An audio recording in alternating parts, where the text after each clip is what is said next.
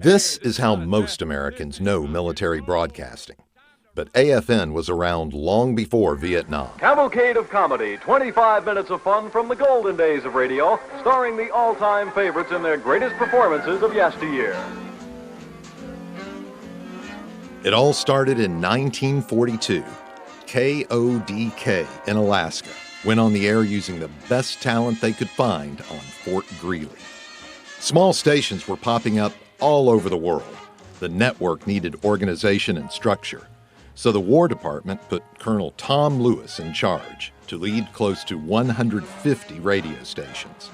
The founding father of AFN as we know it today put the next 75 years into motion. The four ministers of Britain, France, and West Germany are gathering in Paris for consultations on the latest Soviet note concerning Berlin. For 75 years, American Forces Network, known as AFN, has provided information and entertainment to military communities overseas, broadcasting the most popular American radio and television programs. The special thing about AFN is that it's by service members, for service members, with a supporting cast of civilians that are just amazing. So what AFN does for me, for us as a community on the radio, on TV, is it keeps us informed, it keeps us aware of what's going on, and it connects personally to a lot of the issues and things that are important to us. Disaster knows no favorites. Tornadoes, floods, hurricanes, earthquakes can strike anytime and do. On June 6, 1944, AFN broadcast the historic message of General Dwight D. Eisenhower. This landing is part of the concerted United Nations plan. AFN stations honed their programming for the war effort. On D-Day, mobile broadcast stations delivered the latest news and information from the front lines. Let us look at the American Forces Network, which supplies American... As the war came to a close, broadcast stations were getting established across Europe, providing a steady stream of programming with the establishment of AFN Europe. In the Pacific, the Far East Network was born. FEN Tokyo and a host of stations in Japan and Korea were broadcasting by summer of 1945. The American Forces Korea Network was created through a network of mobile units. By the time the 38th parallel was established as part of the armistice in July of 1953, AFKN stations with permanent transmitters became part of the landscape. The 1950s signaled a significant change to AFN.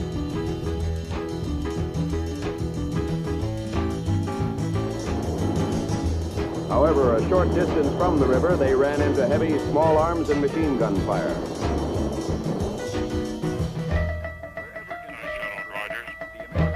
By 1954, American troops were watching AFN television on Lodges Field in the Azores. By the late 60s, black and white television was well established as part of AFN service. When you look back at the history of AFN, it's amazing to think that they were there World War II, since the beginning of World War II. They were there on D-Day and broadcasting music, news to the troops in Normandy. You go from that to the Korean War, the jungles of Vietnam. Major studios contributed top programming and greater variety, a commitment that remains in place today. Up to today, the operations that we have in the Mideast and around the world, it's just an incredible history that AFN has, and we at Disney are very, very proud to be a part of that with them.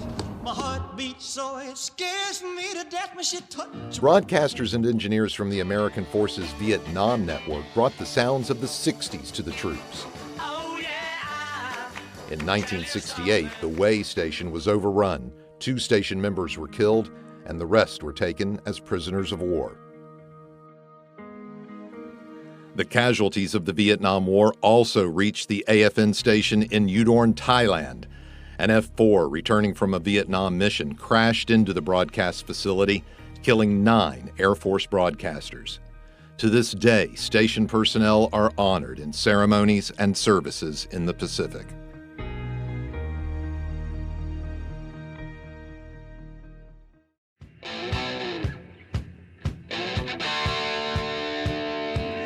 By the time the 1980s rolled around, AFN expanded its service to ships at sea, called Direct to Sailor.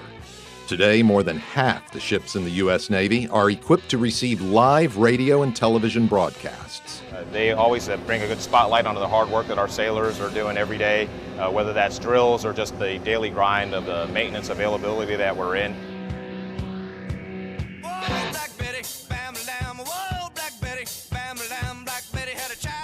We are at our best in times of crisis. It's because we provide an opportunity, a central focal point in which people can get the information and understand exactly what's going on around them.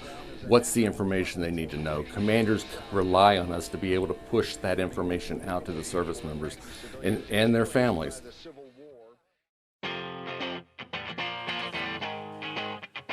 AFN was called on once again to mobilize in the 90s for Operation Desert Storm. The Armed Forces Desert Network was established. AFN operated out of Connex boxes and erected temporary transmitters throughout Saudi Arabia. By the time the millennium rolled around, AFN delivered more news, sports, and entertainment on multiple channels. Cable systems were distributing AFN on large bases around the world. Military members off base were receiving a new service called Direct to Home. Commanders continued to communicate to their troops through radio and TV. Part of what AFN does for us is all those public service announcements, right? From road closures during inclement weather to if we have natural disasters or emergencies, we can get those out, as well as just providing information. My job would be infinitely more difficult if I didn't have that venue to get that information out to our tenants and stakeholder organizations. AFN services reached into Afghanistan and Iraq. The best of American programming is delivered for a fraction of the commercial cost. American sports programming is free to AFN, and no doubt the most popular. The right people on the ground didn't know we were coming. And I got there, and there was a colonel that was standing there, and he was like, "Who are you people?" And we explained to him, we were from AFN, and he goes, "Well, why do I need to feed you?" And I was just flabbergasted because I didn't really know what to say. And I said, "We bring you football."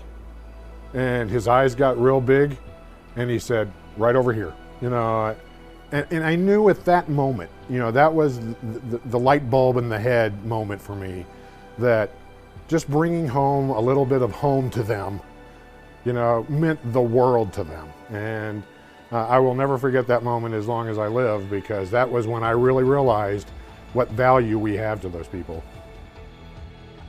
To keep up with how the audience consumes information, AFN launched Radio 360. The service reaches the troops on the go with mobile and internet access. Playing today's best music on AFN. Timely, critical local information and entertainment is delivered on demand. Multiple music formats, weather, and traffic information is available to the audience at their fingertips. AFN means to me is force protection, situational awareness, and morale. And it's the same rules that in 1943, when Dwight Eisenhower created the Armed Forces Radio Network, he said the most informed fighting force is the best fighting force. Well, I would say that AFN is a direct enhancement for readiness by supporting situational awareness, the force protection at a local or regional level, and thereby supporting command information, which creates high morale and force readiness.